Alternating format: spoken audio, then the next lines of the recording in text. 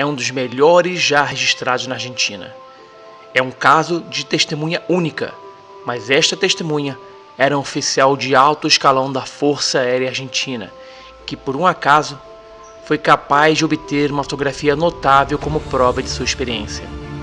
Mesmo na Argentina, e talvez devido à associação da testemunha com a Força Aérea, o caso não recebeu muita publicidade até 1977, quando finalmente foi levado ao conhecimento do grande público.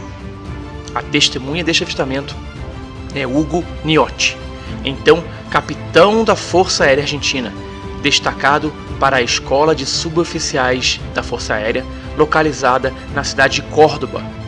Ao contrário do que muitos esperavam, seu envolvimento no caso não afetou a sua carreira militar, e 17 anos depois, ele chegou ao posto de vice-comodoro, ocupando o cargo de responsabilidade junto à F. Tudo começou no dia 3 de julho de 1960, quando Niotti dirigia de Yacanto em direção a Córdoba. O tempo estava nublado, típico do que seria de esperar para aquela região no meio do inverno. Chuviscava sem parar e as nuvens estavam baixas, talvez a 100 a 150 metros de altura. A estrada estava bastante escorregadia e o capitão Niotti estava muito concentrado na condução do seu veículo. Aproximadamente às 4:30 da tarde, ele estava na área rural da Vila General Belgrano, a cerca de 70 quilômetros da cidade de Córdoba.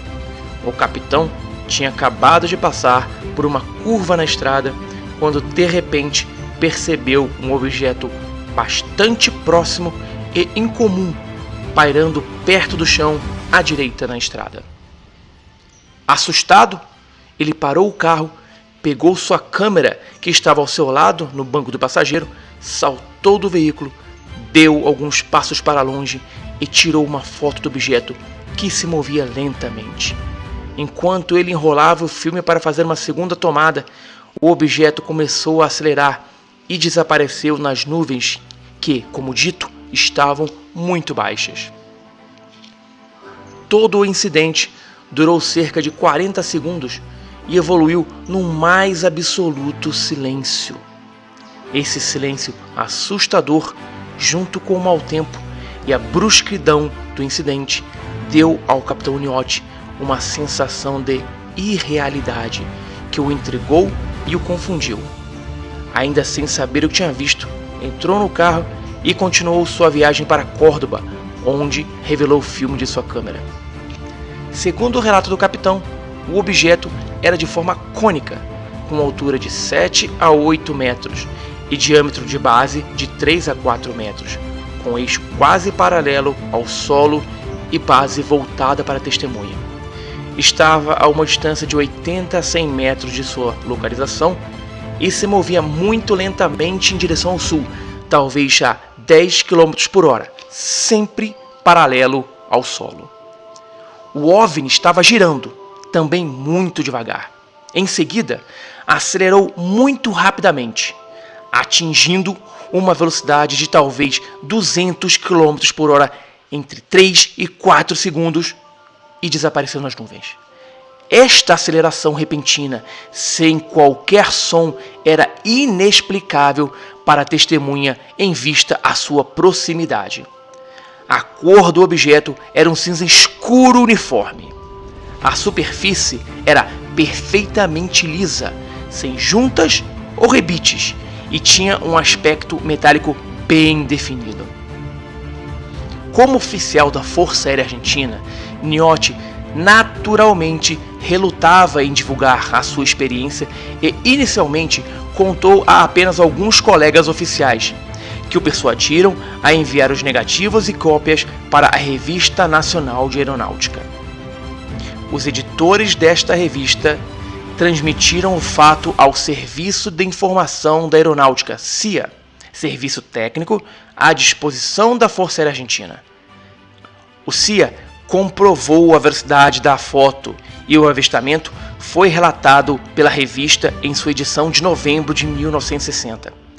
É notável que nunca antes ou depois a Força Aérea Argentina tornou públicos os resultados de uma investigação de um OVNI. Existem 2 detalhes interessantes na foto que devem ser destacados. Quando o capitão Niotti viu o objeto, sua percepção era de uma cor uniforme. Dessa forma, ficou surpreso após revelar o filme que na imagem fotográfica a base do cone é um preto opaco, sem qualquer gradação de cor, apesar de estar voltada para o sol, que estava escondido pelas nuvens. O resto do cone parece muito mais claro, a ponto de às vezes ser difícil obter cópias que mostrem com clareza, devido ao alto contraste entre a base e o fundo do céu. As bordas da base, no negativo original, aparecem nítidas e bem definidas, ainda mais definidas que outros elementos que aparecem na fotografia. Parece, de alguma forma, que a base do cone era um sumidouro total de radiação, sem refletir nenhuma luz. O outro detalhe anômalo da foto é a presença de um cavalo, cuja cabeça está virada. Aparentemente, sua atenção foi atraída pelo objeto. Como sabe qualquer pessoa familiarizada com o meio rural, os cavalos mantidos em pastagens próximas a estradas tornam-se totalmente indiferentes ao trânsito e não interrompem o pastoreiro pela presença de um carro. No entanto, este animal parece estar olhando diretamente para o objeto colocado a meio caminho entre ele e a estrada. A existência do cavalo é um caso fortuito, pois permitiu algumas estimativas de tamanhos e distâncias. Os investigadores argentinos realizaram algumas fotogrametrias com o negativo original e relataram que o cavalo está a cerca de 80 metros da estrada, o que coloca o objeto a não mais de 50 metros do capitão Niotti.